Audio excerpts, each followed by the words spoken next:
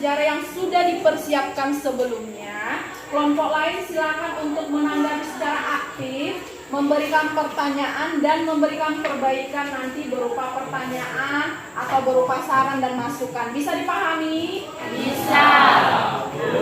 Kali ini kelompok 2 akan diberikan waktu dan kesempatannya. Silakan dipresentasikan dengan alat. Baik teman-teman, kami kelompok 2 akan mempresentasikan tugas sejarah kami. Kenalkan, nama saya Benjero. Saya Muhammad Jadi. Saya Jeffrey.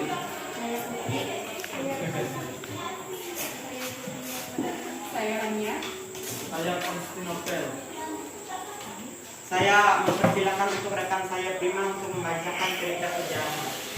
Cerita rakyat Tangkuban Perahu. Alkisah. Pada zaman dahulu, kala seekor babi tengah melintas di sebuah hutan belantara.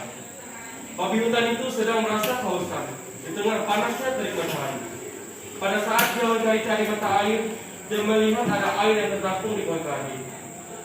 Segera diminumnya air itu untuk melepaskan dahaga.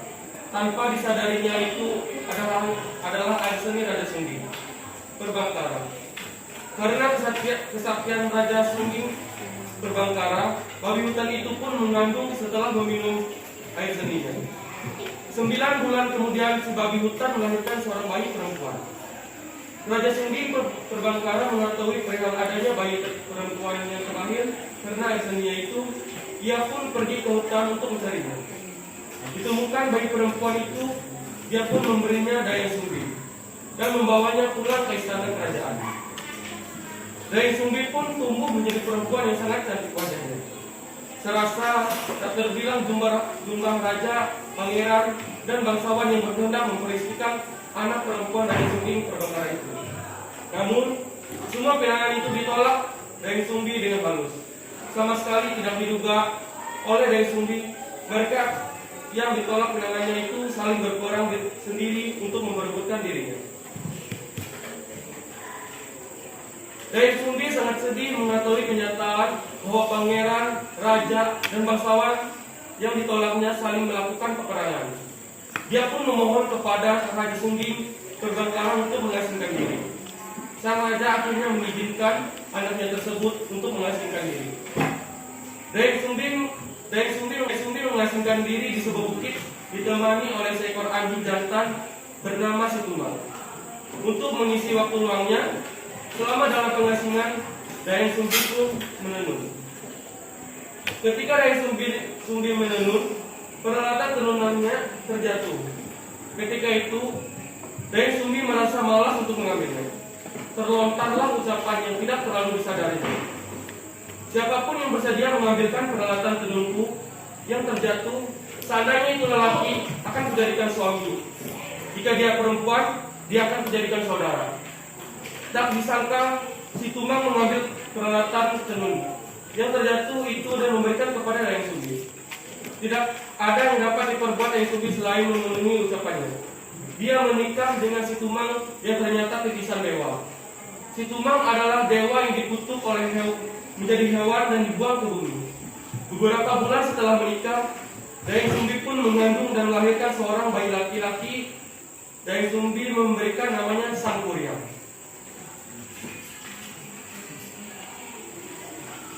Waktu terus berlalu.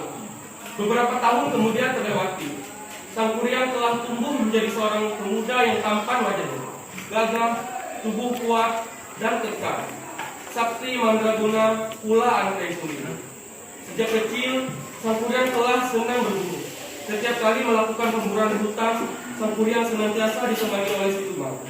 Sama sekali Sangkuriang tidak tahu bahwa si Tumang adalah ayah kandungnya. Pada suatu hari Sangkuriang dengan ditemani si Tumang kembali melakukan pemburuan di hutan. Sangkuriang berniat mencari kijang karena ibunya sangat menghendaki memakan hati kijang. Setelah beberapa saat berada di dalam hutan, Sangkuriang melihat seekor kijang yang tengah meluput di balik semak belukar. Sangkuriang memerintahkan si Tumang untuk mengejar kijang itu sangat aneh. Si Tumang yang biasanya penurut ketika itu tidak mau menuruti perintahnya. Sangkuriang menjadi marah. Katanya, jika engkau tidak menuruti perintahku, niscaya akan kubunuh. Ancaman Sang Kuryang seakan tidak diperlukan si Tumang. Karena jengkel dan marah, Sang Kuryang lantas membunuh si Tumang. Hati anjing hitam itu diambilnya dan dibawa pulang ke rumah. Sang Kuryang memberikan hati si Tumang kepada ibunya untuk dimasak. Tanpa disadari Dayang Sumbi bahwa hati yang diberikan anaknya adalah hati suaminya. Dia kemudian memasak dan memakan hati itu. Maka tak terperikan amarah Dayang Sumbi kepada Sang Kuryang ketika dia tahu hati yang dimakannya adalah hati si Tumang. Dia lalu meraih gayung yang terbuat dari burung kelapa dan memukul kepala Sang Kuryang hingga kepala Sang Kuryang terluka. Sang Kuryang sangat marah dan sakit hati karena dengan perlakuan ibunya itu. Menurutnya, ibunya lebih menyayangi si Tumang dibandingkan dirinya. Maka tanpa pamit kepada Dayang Sumbi, ibunya, Sang Kuryang lantas pergi mengembara ke arah timur. Dayang Sumbi sangat menyesal setelah mengetahui kepergian Sang Kuryang anaknya. Dia pun bertapa dan memohon ampun kepada dewa atas kesalahan yang diperbuatnya. Para dewa mendengarkan permintaan Dayang Sumbi. Mereka menerima permintaan maaf itu dan mengaruniakan Dayang Sumbi kecantikan abadi. Sang Kuryang terus mengembara tanpa tujuan yang pasti. Dalam pengembaranya, Sang Kuryang terus menambah kesaktian dengan berguru kepada orang-orang sakti yang ditemuinya selama mengembara. Bertahun-tahun Sang Kuryang mengembara tanpa disadari, dia kembali ke tempat di mana dia dahulu dilahirkan. Sang Kuryang terpesona dengan kecantikan Dayang Sumbi yang abadi. Dia tidak menyadari bahwa perempuan cantik yang ditemuinya di hutan adalah ibu kandungnya sendiri. Hal yang sama terjadi juga pada Dayang Sumbi yang tidak menyadari pemuda gagah yang sakti itu adalah Sang Kuryang anaknya. Karena saling jatuh cinta, mereka merencanakan untuk menikah. Sebelum pernikahan dilangsungkan, Sang Kuryang berniat untuk berburu. Dayang Sumbi membantu Sang Kuryang mengenakan penutup kepala. Ketika itulah Dayang Sumbi melihat luka di kepala calon suaminya. Teringatlah dia pada anak lelakinya yang telah meninggalkannya. Dia sangat yakin pemuda gagah itu tidak lain adalah Sang Kuryang anaknya. Dayang Sumbi kemudian menjelaskan bahwa dia sesungguhnya adalah ibu kandung dari Sang Kuryang. Oleh karena itu, dia tidak bersedia menikahi anak kandungnya tersebut. Namun, Sang Kuryang yang telah dibutakan oleh hawa nafsu tidak mempedulikan penjelasan Dayang Sumbi. Dia tetap bersikukuh dan akan menikah Dayang Sumbi. Jika memang begitu kuat keinginanmu untuk menikah itu, aku mau kamu memenuhi satu permintaanku, kata Dayang Sumbi. Apa permintaan yang kau kehendaki? Tantang Sang Kuryang. Dayang Sumbi mengajukan syarat yang luar biasa berat, yaitu dia ingin sungai Citarum dibendung untuk dibuat danau, dan di dalam danau itu ada perahu besar. Semua itu harus dapat engkau selesaikan dalam waktu 1 malam, ucap Dayang Sumbi. Sebelum fajar terbit, kedua permintaanku itu harus telah selesai engkau kerjakan. Tanpa ragu, Sang Kuryang menyanggupi permintaan dari Dayang Sumbi. Baiklah, aku akan memenuhi permintaanmu. Sang Kuryang segera bekerja mewujudkan permintaan Dayang Sumbi. Pertama kali dia menebang pohon besar untuk dibuatnya sebuah perahu.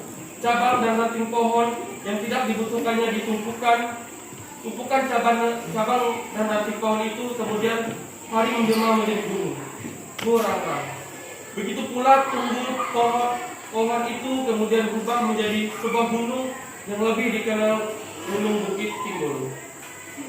Perahu besar akhirnya selesai dibuat Sang Kuryang.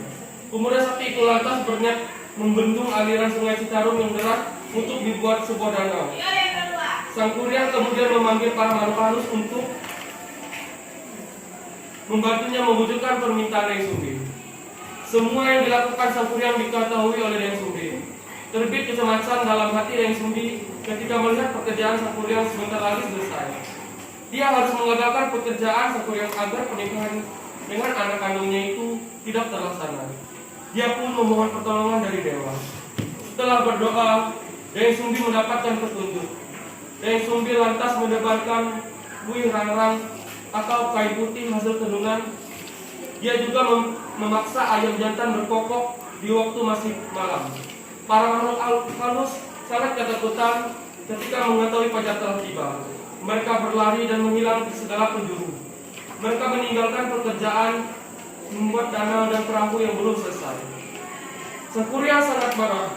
Dia merasa Dayang Sumbi telah berlaku curang kepadanya. Dia sangat yakin jika fajar sesungguhnya belum tiba. Dia merasa masih tersedia waktu baginya untuk menyelesaikan pekerjaan. Dengan kemarahan tinggi, Sang Kuryang lantas menjebol bendungan di Sang Hyang Tikoro. Sumbat aliran Citarum lantas dilemparkan ke arah timur, yang kemudian menjelma menjadi gunung melayang. Air yang semula memenuhi danau itu pun surut. Serasa belum mereda kemarahannya, Sang Kuryang lantas menendang perahu besar yang telah dibuatnya hingga terlempar jauh dan jatuh tertelungkup. Menjelmalah perahu besar itu menjadi sebuah gunung yang kemudian disebut Gunung Tangkuban Perahu. Pesan muara yang asal muasal Gunung Tangkuban Perahu adalah kisah Sang Kuryang adalah bersikaplah untuk jujur, karena kejujuran akan membawa kebaikan dan kebahagiaan di kemudian hari. Perbuatan curang akan merugikan diri sendiri serta bisa mendatangkan musibah bagi diri sendiri ataupun orang lain. Baik teman-teman, itulah presentasi dari kelompok kami. Untuk sesi selanjutnya kami persilakan untuk teman-teman bertanya. Perkenalkan, nama saya Noria, saya dari kelompok 4. Saya ingin bertanya, di manakah lokasi cerita Sang Kuryang berasal? Baik, Untuk pertanyaannya kami akan tampung terlebih dahulu. Untuk teman-teman yang lain boleh bertanya. Perkenalkan, nama saya Tiara, saya dari kelompok 4. Saya ingin bertanya, siapakah tokoh utama dalam legenda Tangkuban Perahu? Untuk pertanyaan kami tampung terlebih dahulu. Untuk teman-teman yang lain silakan bertanya. saya terakhir. Perkenalkan, nama saya Kartika dari kelompok 4. Saya ingin bertanya, bagaimana bentuk talas yang untuk menampung air seni raja ayahnya Dayang Sumbi? Oke, jeda dulu ya.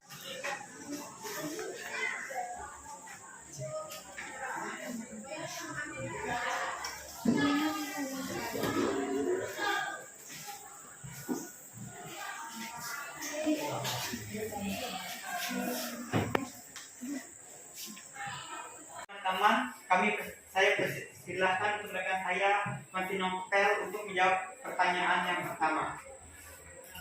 Baik teman-teman, saya akan menjawab pertanyaan dari kelompok 4 atas nama Mulia.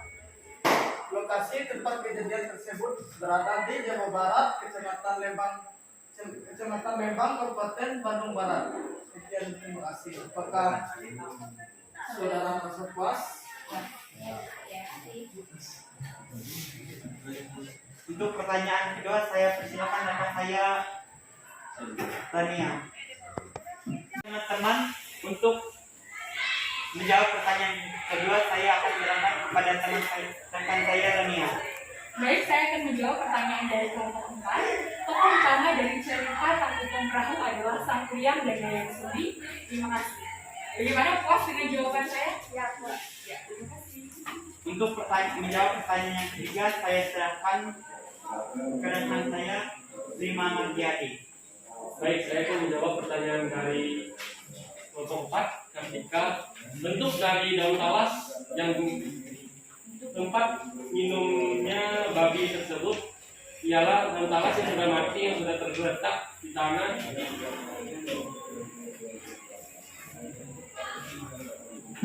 Yang terbentuk seperti mangkok. Disitulah tertampung air seninya Raja Sumbi sehingga bisa diminum babi tersebut. Terima kasih. Apa sudah jelas?